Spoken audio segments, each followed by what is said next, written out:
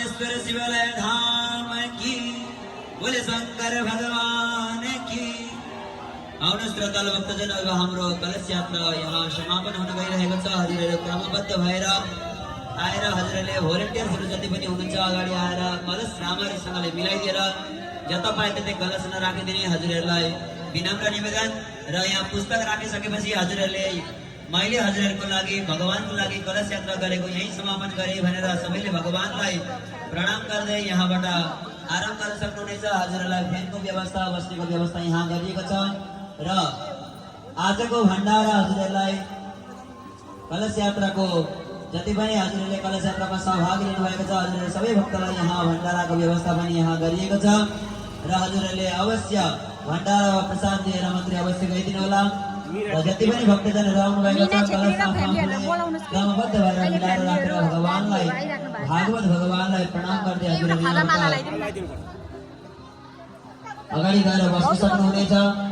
हजुरहरू मर्यादामा रहेर हजुरले हडबडी नगरिकन मैले कलश यात्रा, मैले भगवानको यात्रा आफ्नो पाउले, आफ्नो खाली खुट्टा हिँडेर अथवा जसरी भए पनि हिँडेर यहाँ भगवानको नाम संकीर्तन गर्दै भए पनि हिँडेर मैले यहाँ पूर्ण गरेँ भनेर भगवान भागवत भगवानलाई शिर राखेर प्रणाम गरेर मात्र यहाँबाट जानुहोला।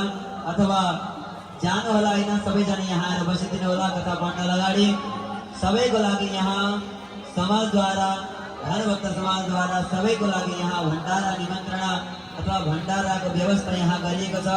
सबैले क्रमबद्ध भएर लाइनमा लागेर कसैले हडबडी नगरिकन कलश राखेर भागवत भगवानमा प्रणाम गर्नु। बोले भागवत भगवान की, साचे दरबार की, कामेश्वर शिवालय धाम की, शंकर भगवान की, हरिके जी महाराज की, सुखदेव जी महाराज की जय जय श्री राम। नमः पार्वती पतये हर हर महादेव। हर हर महादेव। र आजको समस्त श्रद्धालु भक्तजनहरूको निम्ति पछि पनि हाम्रो नाता नातिनी छोराछोरीहरूले पनि यस्तै कर्महरू गर्दै अघि बढोस् भन्ने मनोकामना लिएर हामी चाहिँ अघि बढ्नुपर्छ। र आजको यो धर्मसभा, हामी यो धर्मसभालाई पूर्ण रूपले सफल बनाउँदै हामी अघि बढ्नुपर्छ। र अझै पनि आज त हामी यति मात्रै छौँ र भोलिदेखि यहाँनिर धेरै धेरै श्रद्धालुहरू अघि आउँदै बढ्दै जानेछन्। र तपाईँहरूलाई म धन्य मान्नुपर्छ, हामी आफैलाई यो धन्य मान्नुपर्छ कि आज तेज भूर्भस्वश्री कलशवर्णाद्य वैद्य देवी देवताभ्यो नमो नमः। यज्ञोपवीतान् समर्पयामि। भूर्भस्वश्री कलशवर्णाय नमो नमः। धूपम दीपम, धूप उठाएर दिखाइदिने। वनस्पतिरसोद्भूतो गण्डदेव गण्डोत्तम दिविरापं भूर्भस्वश्री कलशवर्णाद्य वैद्य देवी देवताभ्यो नमो नमः। धूपम दीपम समदर्शयामि। राखिदिने, हात पखालिदिने। तत्पश्चात् नैवेद्यम, नैवेद्य हजुरले जति जग्गा भेट्नुहुन्छ, 2 जग्गा भेट्नुहुन्छ राखिदिने। अरू गुरुदेवलाई सुम्पिदिने। ओम पदीयमस्तु गोविन्द तुभ्यमेव समर्पयेत्। गृहाणास्मको भूत्वा प्रसिद्ध परमेश्वर। हामीहरूको सपरिवारले अथवा ग्रामवासीले जे जस्तो फलफुलहरू प्रसादी जुटाए हजुरलाई त्यस्तै भोग लाउँदैछु भनेको सम्झेर मनमा भोग लगाइदिने। भूर्भस्वश्री कलशवर्ण देवताभ्यो नमो नमः। नैवेद्यम निवेदयामि। नैवेद्यम 3 नम्बरको जल चढाइदिने। एक जग्गा आचमनी जलम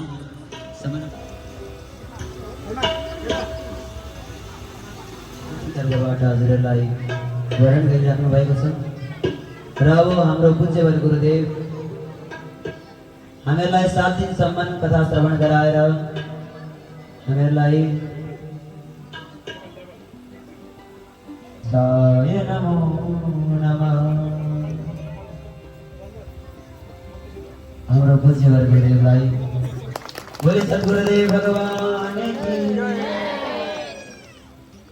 आउनुहोस् अब हाम्रो यसै गाउँको यसै मन्दिरमा दिनरात पूजा गर्दै आउनुभएका हाम्रै गाउँका पूज्यहरू गुरुदेव मेरो त मामा पर्नुहुन्छ।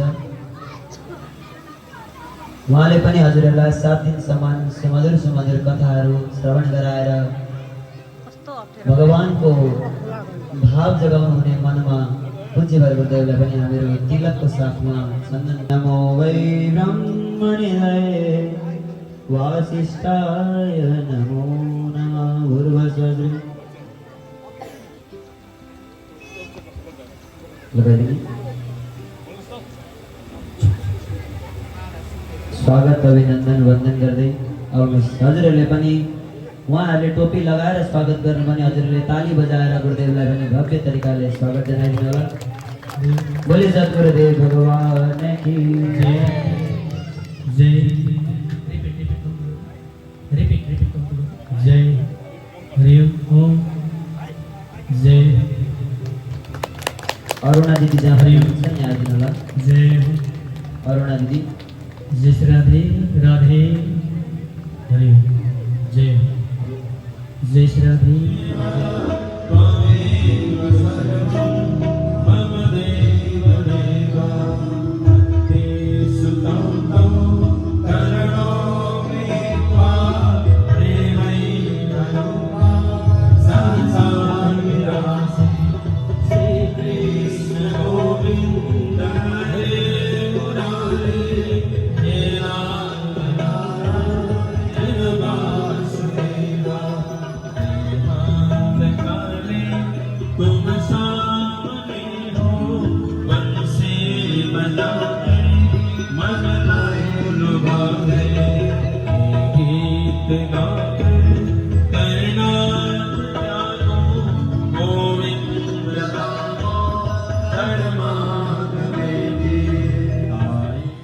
हाम्रो गणेश भगवान रेडी हुँदैछ। रिहान छेत्री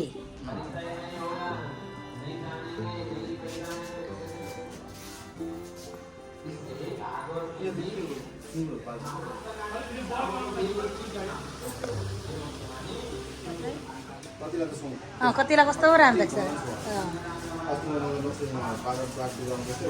अम्बकहरू कस्तो भन्नुभयो? अम्बकहरू एउटा हाँगा क्या ठुलो खालको मतलब काटियोरी जो कि मान्छेलाई टिकाओस् त्यो माथि चढेर पुरा उठ्नु भयो नाच्ने हो त बुझेन मैले। अम्बकको हाँगा अलिक ठुलो हाँगा के देख्दैछ आँखा तैँले? आँखा देखेकै छैन। हामी देखाउँछ नि तँलाई। मिला आफै मिला त आफै मिला आँखामा आँखामा मिला भयो देख्दैछ?